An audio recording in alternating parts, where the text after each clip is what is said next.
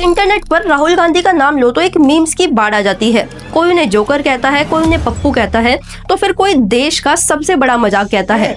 लेकिन आपके लिए मैं पप्पू हूँ। ऐसी मशीन लगाऊंगा, इस साइड से आलू घुसेगा, उस साइड से सोना निकलेगा। और ये भावना आप सबके अंदर है और इस भावना को मैं आप सबके अंदर से निकालूंगा।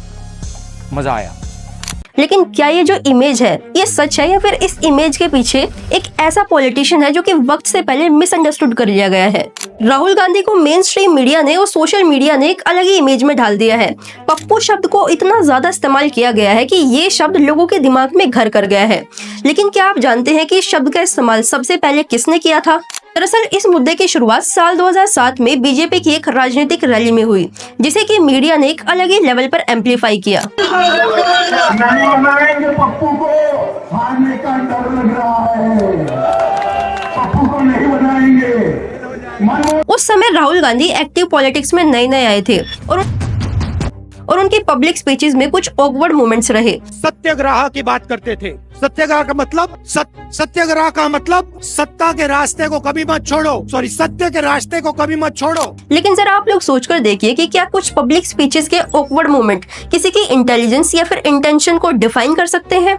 और इसका एग्जाम्पल आप साल 2013 ही ले सकते हैं, जब संसद में यूपीए सरकार के कुछ बिल पास नहीं हो पा रहे थे। उस वक्त राहुल गांधी ने खुद के सरकार के ऑर्डिनेंस को पब्लिकली फाड़ दिया था। My opinion on the ordinance is that it should be torn up and thrown away.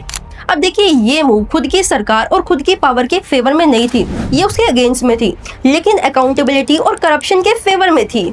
और समय समय पर राहुल गांधी की एजुकेशन भी मजाक का एक बहुत बड़ा विषय बनती है। अब देखिए, वैसे तो राहुल गांधी ने हार्वर्ड यूनिवर्सिटी में एडमिशन लिया था, लेकिन फिर बाद में सिक्योरिटी रीजंस की वजह से उन्होंने रॉलिंस कॉलेज और उसके बाद कैम्ब्रिज यूनिवर्सिटी से एमफिल यानी कि मास्टर्स ऑफ फिलोसफी किया। और अब आप लोग सोचकर देखिए कि एक ऐसा इंसान जो दुनिया की बेस्ट यूनिवर्सिटी से पढ़ा हो, क्या वो वाकई जोकर हो सकता है, या फिर हम उस इमेज को फॉलो करते हैं जो कि सालों से हम लोगों के सामने परोसी जा रही है?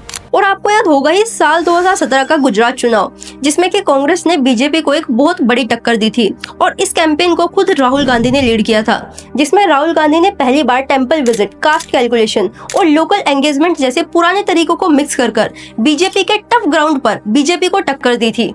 और फिर उसके बाद साल 2019 का चुनाव आया, जिसमें राहुल गांधी ने चौकीदार चोर है कैंपेन चलाया और राफेल डील पर कई सारे सवाल उठाए।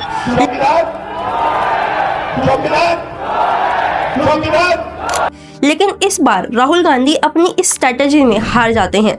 लेकिन यहाँ पर अभी ये सवाल उठता है, क्या किसी इलेक्शन में हार जाना ये किसी नेता को असफल बना देता है?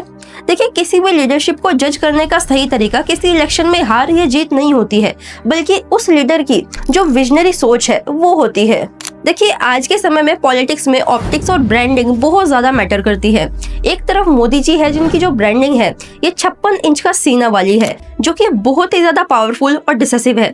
वहीं दूसरी तरफ राहुल गांधी की जो ब्रांडिंग है ये एक आम इंसान, वनरेबल और इमोशनल नेता की है, जिसका सबसे बड़ा एग्जाम्पल भारत जोड़ो यात्रा है। 4000 किलोमीटर पैदल चलना, सीधे लोगों से मिलना और हेट पॉलिटिक्स के खिलाफ यूनिटी का मैसेज देना।